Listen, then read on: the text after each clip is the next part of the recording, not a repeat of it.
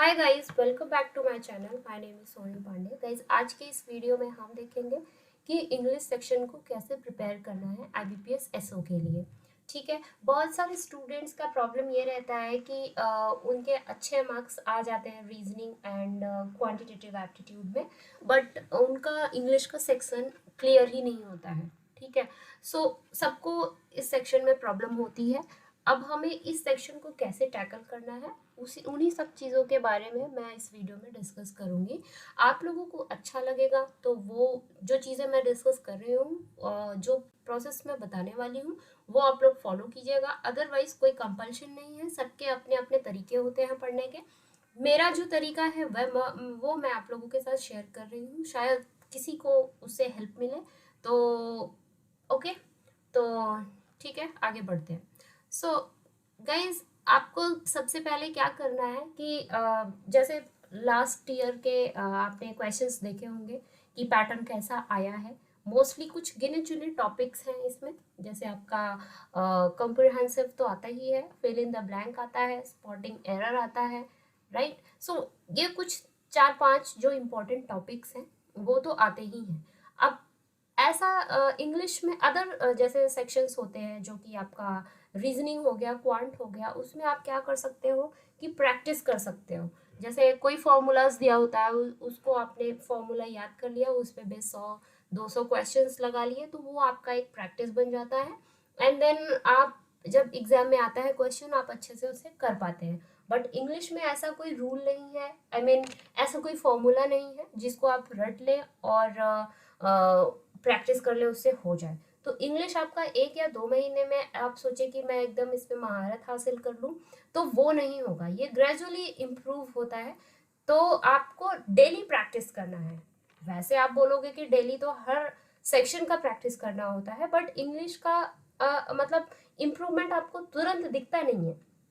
आप जैसे रीजनिंग में प्रैक्टिस कर लेते हो, नेक्स्ट डे जब आप क्वेश्चन सॉल्व करते हो किसी दूसरे टॉपिक से रिलेटेड, रीजनिंग के ही किसी दूसरे टॉपिक से रिलेटेड आप क्वेश्चन सॉल्व करते हो, तो आपको एक इम्प्रूवमेंट दिखता है कि हाँ, मैंने इस टॉपिक पे, जैसे आपका कोडिंग डिकोडिंग हो गया, उस पर आपने प्रैक्टिस कर लिया, 10-20 क्वेश्चन सॉल्व कर लिए। नेक्स्ट डे जब आप प्रैक्टिस फिर से करने बैठते हो, तो आपको एक जो प्रीवियस डे आपने जो प्रैक्टिस की होती है वो आपको दिख के आता है कि हाँ, मैंने कल इस पे इतने क्वेश्चंस लगाए थे, आज मुझे ये इजी लग रहा है। बट इंग्लिश के साथ ऐसा नहीं होता है, आप स्पॉट नहीं कर पाते हो। ठीक है, आप प्रैक्टिस करते हो लेकिन आपको दिखता नहीं है। नेक्स्ट डे या हफ्ते बाद या 2 हफ्ते बाद आपको दिख के नहीं आता कि हाँ, मैंने इतना प्रैक्टिस किया था तो वो मुझे आज दिख रहा है। इंग्लिश के साथ यही एक प्रॉब्लम है। बाकी मेरा ये है कि मतलब जैसे अदर सेक्शंस हैं वैसे ही ये भी है, ना ही बहुत इजी है ना ही बहुत टफ है। ठीक है, लेकिन अगर आप इंग्लिश पे वर्क कर लेते हो, अगर आप इंग्लिश को इम्प्रूव, आई मीन अब आप बोलोगे इम्प्रूव कैसे करें, वही तो सीखना है, तो मैं वही बता रही हूँ कि अगर एक बार आपको कॉन्फिडेंस आ गया कि हाँ, मुझे इंग्लिश आती है, फिर आपका जो ये एग्जाम में जो टाइम दिया होता है ना, 20 मिनट, ये आपको ऐसा लगेगा कि मैंने 10 मिनट में सारे क्वेश्चंस कर लिए हैं, क्योंकि इसमें कोई कैलकुलेशन करना नहीं होता है। आपकी रीडिंग अच्छी होती है, आप फटाक से देख करके आप समझ जाते हो कि हाँ, इसका ये वाला मार्क ऑप्शन होगा, और आप मार्क करके आगे बढ़ जाते हो। ठीक है, लेकिन रीजनिंग और क्वांट में क्या है, आपको कैलकुलेशन करनी पड़ती है। ठीक है, इंग्लिश के साथ ऐसा नहीं है, तो इसीलिए इसको स्कोरिंग सेक्शन माना गया है गाइस, राइट। तो अगर आपके दो फायदे हो जाएंगे, एक तो आपका अगर ज़्यादा से ज़्यादा आप क्वेश्चंस अटेम्प्ट कर सकते हो और टाइम भी कम लगेगा, जो कि रीजनिंग और एप्टीट्यूड के साथ ऐसा नहीं है। आप उसमें ज़्यादा क्वेश्चंस अटेम्प्ट करने के चक्कर में आपका टाइम भी बहुत ज़्यादा लगता है। दो आजकल सेक्शन वाइज 20-20 मिनट अलॉटेड है, बट स्टिल आपको ऐसा लगता है कि 20 मिनट कम पड़ गए मुझे। ठीक है, बट इंग्लिश में ऐसा नहीं रहता है। इंग्लिश में आपको बहुत सारे मतलब जब आता ही नहीं है उसमें कैसे हिट एंड ट्रायल वाला केस कैसे करेंगे, आप बस तुक्के मारते हो और फिर आपको लगता है कि नहीं, हो गया होगा, सही हो गया होगा, बट समटाइम्स वो गलत हो जाता है। ठीक है, तो आपको वो भी ध्यान में रखना पड़ेगा कि आपको नेगेटिव मार्किंग से बचना है। अदरवाइज आप जितना पॉजिटिव करके आओगे वहाँ पे, आपने तुक्के मार दिए तो वो सब भी नेगेटिव हो जाना है। तो इसके लिए आपको ये सेक्शन पे ज़्यादा फोकस करना है। तो जैसा कि मैंने बताया कि ये 1 या 2 महीने का प्रोसेस नहीं है, ये आपको डेली अपने हैबिट में लाना है। अब कैसे हैबिट में लाना है, मैंने पहले भी अपने वीडियो में बता रखा है कि आप लोग कुछ इंटरेस्टिंग पढ़ना स्टार्ट करिए। जब एक बार आपका इंटरेस्ट रीडिंग में बन जाएगा ना, तो कुछ कुछ ऐसे जो स्पॉटिंग एरर मैंने देखे हैं कि आप वन गो में रीड कर लीजिए, आपको पता चल जाएगा कि कहाँ पे मिस्टेक्स हो रही हैं। ये अगर आपकी रीडिंग हैबिट अच्छी है तो स्पॉटिंग एरर स्पॉट करने में आपको बहुत हेल्प मिलता है। ठीक है, कभी कभी क्योंकि सेंटेंसेस ऐसे होते हैं कि आप उसको रीड करते हो, आपको पता नहीं होता है कि कहाँ पे मिस्टेक्स है, but still you can find that mistake, right. कोई बोलेगा कि हाँ किस वर्ड में है मुझे ये बताओ, मे बी आप वो नहीं बता पाओगे, बट आप ये बता पाओगे कि हाँ इस सेंटेंस, पूरे सेंटेंस में मिस्टेक्स है, और उसके बेस पे आप ऑप्शंस को मार्क कर सकते हो।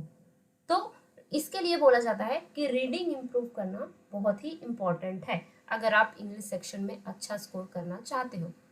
मैंने बहुत सारे स्टूडेंट्स का ऐसा देखा है, उनका प्रॉब्लम क्या रहता है कि मैम ऐसा होना चाहिए मुझे कि मैं बस जो सेक्शन कट ऑफ है मेरा वो निकल जाए। सेक्शन कट ऑफ आता भी एक या डिजिट, एक 1 डिजिट में रहता है, तो उनका बस फोकस ही वो यही करके चलते हैं कि मेरे को सेक्शन कट ऑफ क्लियर करना है, बाकी मैं स्कोर कर लूँगा रीजनिंग और क्वांट से। गाइस ये बहुत ही बेकार अप्रोच है।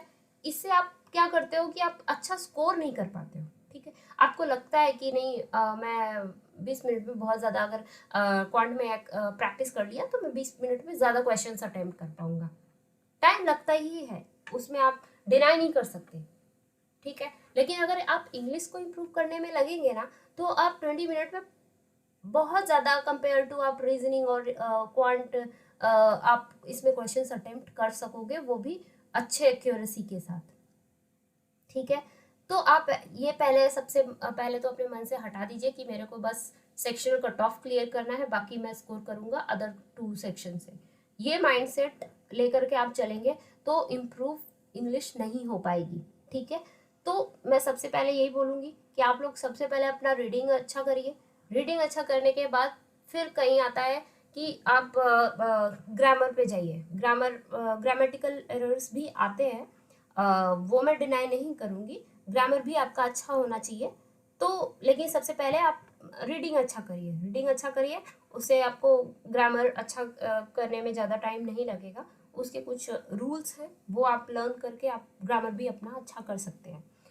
तो इतना करिए, फिर देखिए आप लोगों को खुद ही लगेगा कि हाँ मैं अदर 2 सेक्शन तो इम्पोर्टेंट है ही, ये सेक्शन भी इम्पोर्टेंट है।